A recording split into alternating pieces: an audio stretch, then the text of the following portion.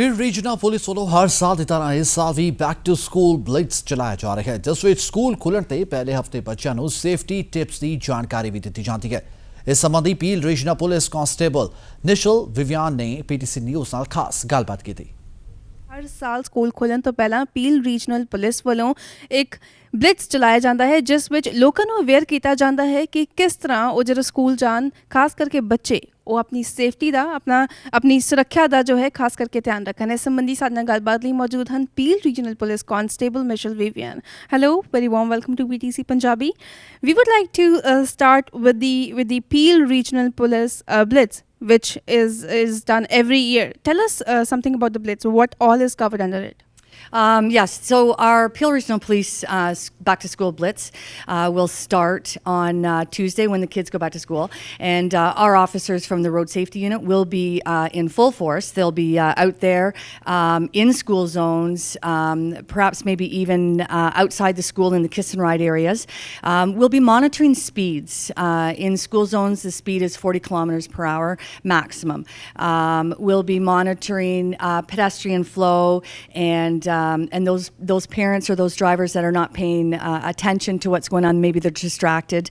We'll be watching out for school bus safety as well, making sure that people don't bypass those school buses when they're stopped and unloading kids at those areas, or even loading kids as they're going through the city streets of Brampton, Mississauga. Miss Michelle, we know that there is a rule when a bus is there on the road, people need to stop. But still, there is a confusion. A lot of drivers are confused when they have to stop. So, you mind clearing it to our viewers when a driver needs to stop when a school bus is there on the road? Sure. Under the Highway Traffic Act, we've got when a school bus is stopped on the road and it is red flashing lights are activated. Every vehicle, every driver must stop their vehicle, whether they're approaching or they're coming from behind that school bus, unless there is a median, a concrete median or a grassy median separating those two roadways. That's the only time that they can actually bypass when approaching a school bus. But you're still going to have to stop when you're behind that school bus.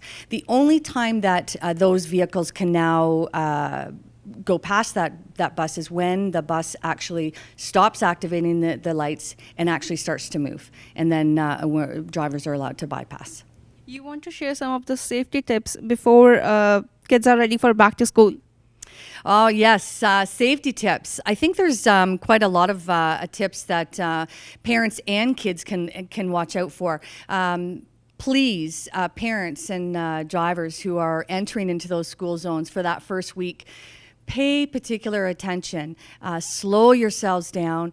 We need you to be very conscientious of what's going on. Keep in mind, these little kids are excited. They have not seen their friends for a month, 2 months. They haven't been at school. They've got new clothes. They got new gear to take to school. So they're excited. Are they paying attention to where they're running, where they're going?